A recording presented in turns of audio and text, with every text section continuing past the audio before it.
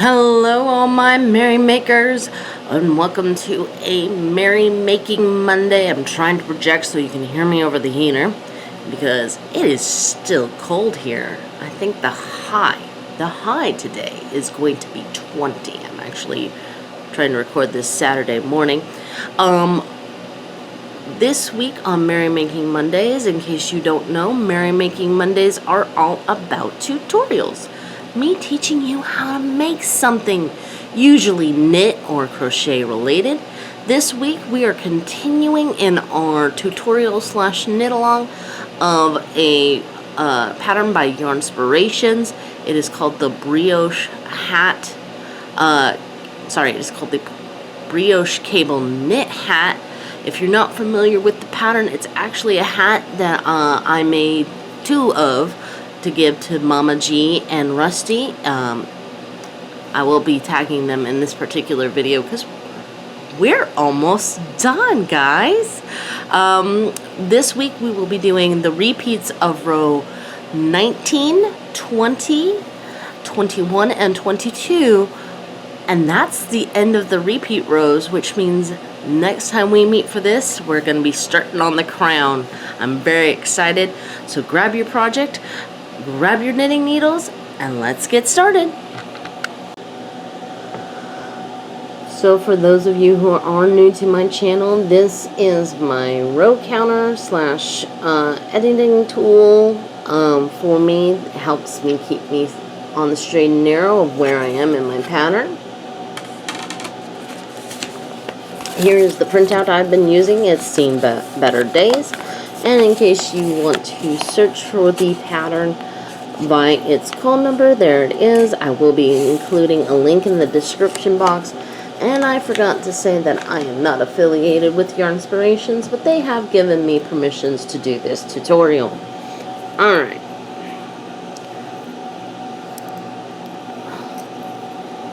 So when we last met our intrepid heroes, we actually ended on a purl, and I did not purl the last stitch so that we could keep my stitch marker on there, and lo and behold, it seemed to have worked, although it looks like my stitch marker's caught on something. What the heck?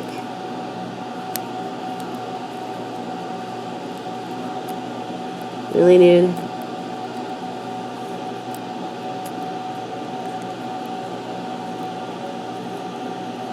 There we go. Alright. So we're going to bring this up and around so that we can purl those last two stitches together. Alright. At least in theory.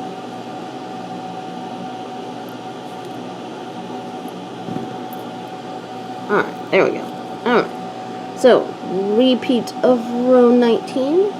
Row 19 says that it is as third round, which means it is a normal knit brioche row. I'm going to try to slip that beginning around stitch marker if I can. Okay, apparently the struggle is real today. Hooray! Alright, so the way that looks is you knit the first two stitches together, then you bring the yarn to the front, you slip the next stitch purlwise with the yarn in front, then you wrap the yarn around the needle, creating a second loop so that you can knit the next loop.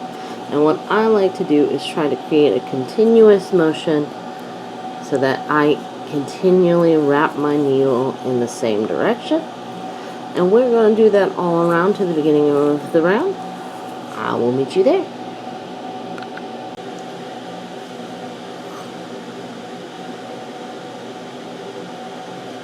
Okay, so row 20 is a purl row, and we are switching colors for the purpose of this tutorial. I am using white. So a purl row is a regular purl row. You slip the first stitch purlwise with the yarn in front. Then you wrap the yarn around the needle all the way so that you are ready to purl the next two stitches together. Alright? Have the yarn front, slip the yarn purlwise, wrap the yarn around the needle to create that second loop, and that way, looks like I split my yarn. That way you're ready to purl the two together. And again, just like in knitting, I try to do mine in keep on wrapping the yarn in one way so that it's consistent. Alright, and you're going to do that all the way around, and I'll meet you around to the beginning around stitch marker.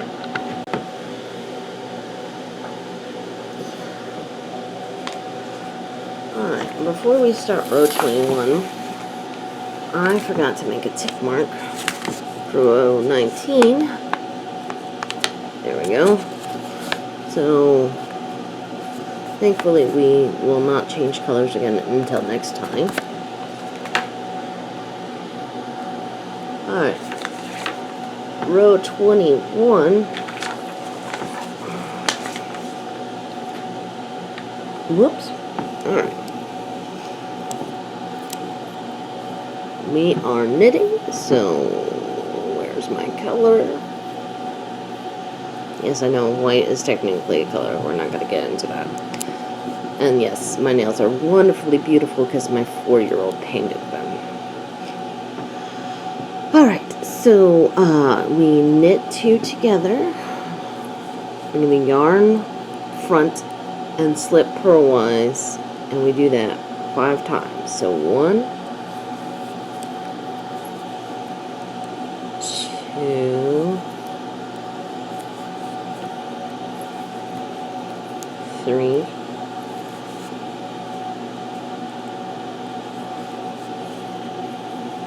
4. I don't think you can see. And oops.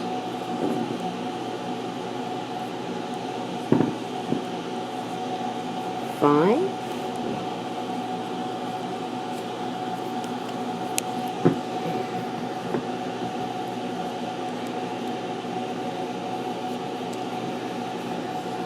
Let's go down here. Right, there we go. Sorry, I had to readjust my everything. Alright.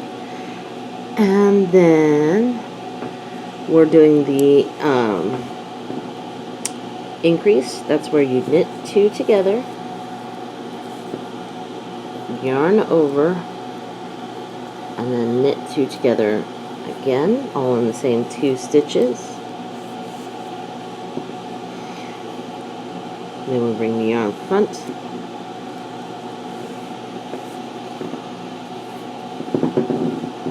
and then we knit two together and slip the next stitch. And that is the whole repeat, and I'm going to show it to you one more time. So basically you're knitting two together for 5. So 1,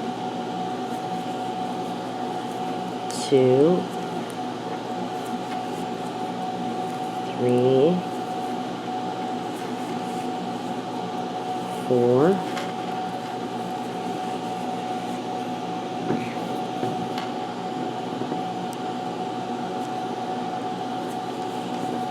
5,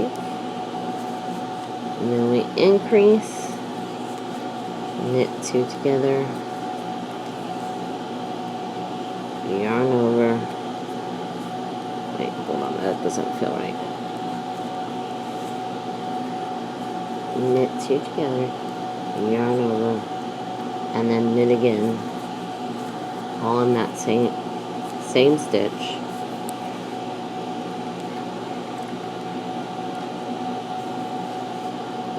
Slip the next stitch with the yarn in front, and then knit two together and slip. And you're going to continue that pattern all the way around to the beginning around stitch marker. I will meet you there.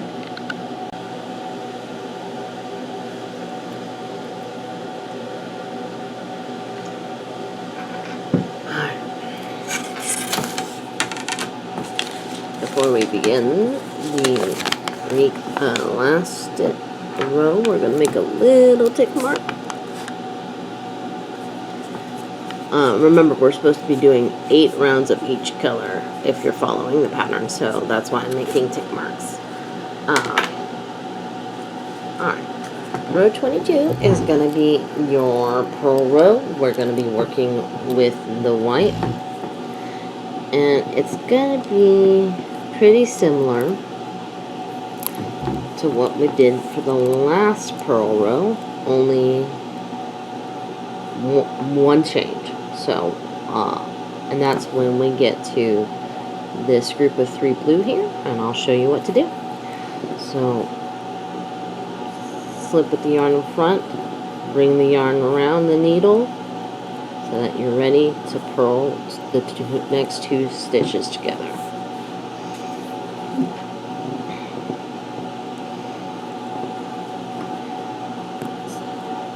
Slip the yarn in front, wrap it around, purl 2 together. Oops, split the yarn. There we go. Alright, I'm going to go a little faster so we can go to that group of 3.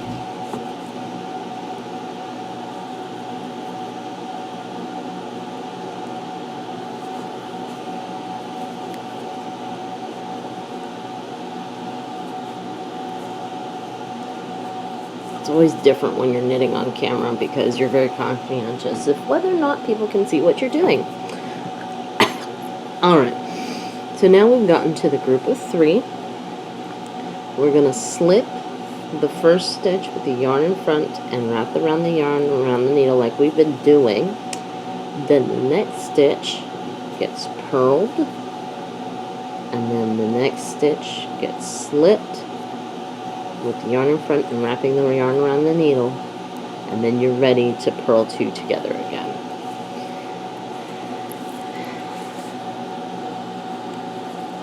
Alright, and you're basically going to be doing that all the way around. Just like last time, I'm not going to be purling the last stitch before the beginning around stitch marker, so we can leave my stitch marker on, and I'll see you there.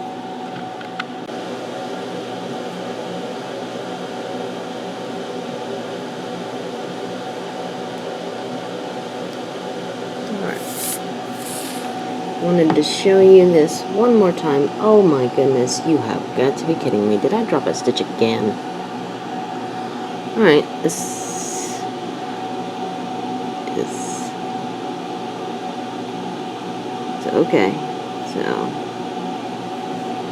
see this drop stitch? This, alright, so, thankfully it's before the double decrease, so... drop any other stitches? No. Okay. So I'm going to show you how to pick up a stitch in Brioche real quick. Bonus content, always good.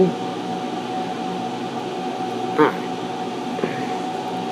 So first, when I pick up the stitch, I want to make sure that I pick up both colors. Alright, now this is a knit stitch, so I'm going to be picking, when I pull the yarn through, I'm going to try to be picking up the blue. Alright, so I pick up the bottom one first, which is kind of hard to see, but it's this one right here. And I just knit it like normal. And then I put the white next to it. And then I knit it like normal. And I've successfully picked up this stitch. Alright, so back to what I was saying. I'm going to show you how to do the purl part one more time.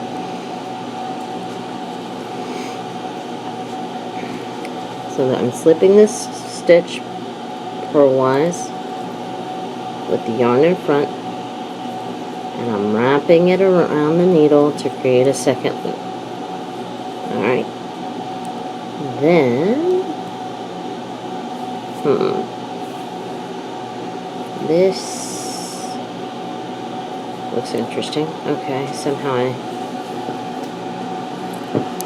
oh, there it is. I see it now.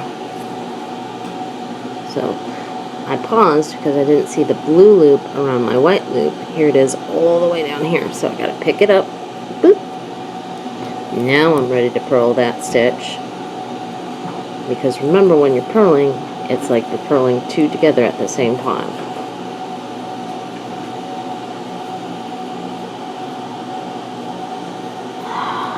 And I split the yarn. Really?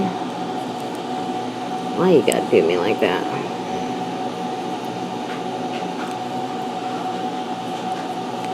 Alright, when you have this increase is the only time you're going to have a color by itself. So you slip the first stitch purlwise with the yarn in front, wrap the round needle so that you're ready to purl the middle stitch, and then you slip the second stitch, and then you're ready to purl again. Alright? And just like last time, I'm not going to purl the last stitch so that my stitch marker can stay on my work. Alright, my Merry Makers, that's it for this week's video. I hope you enjoyed it. If you did, please leave a thumbs up in the section down below. Feel free to comment, and especially since we're getting towards the end of this tutorial, and there's the husband in the background, I would love to hear your suggestions for something that you would like to learn how to do. If you haven't subscribed to my channel, please subscribe. If you really like my videos, share my channel with your friends. And in the meantime, make what makes you merry. Ciao!